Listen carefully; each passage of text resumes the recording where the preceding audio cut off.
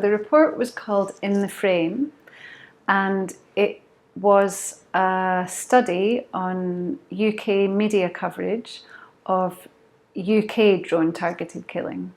So where the UK had either used drones to target and strike a British member of ISIS, or where a British member of ISIS had been killed in a joint US-UK drone strike.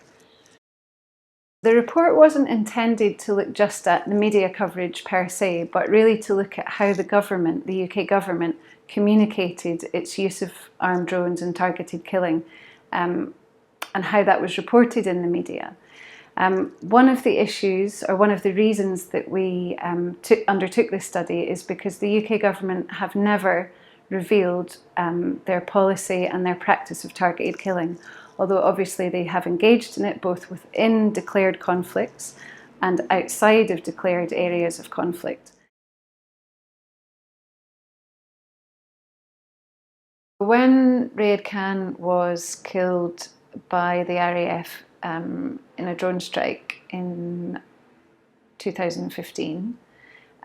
one RAF commander described it as the crossing of a Rubicon, the first time the UK had killed one of its own citizens in a targeted drone strike outside an area of declared conflict.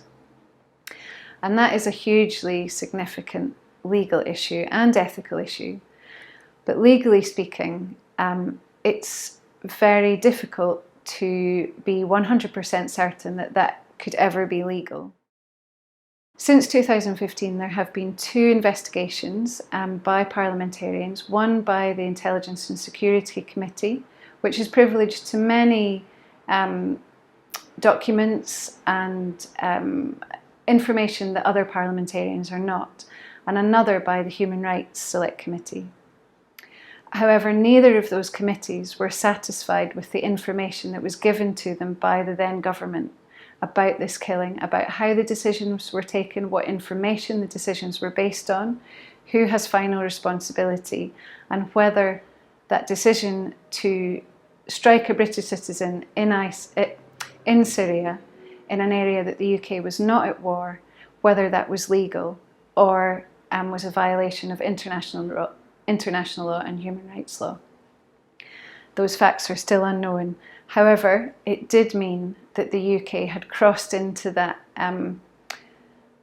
grey area, if you like, or zone of targeted killing that the US had been pursuing for a number of years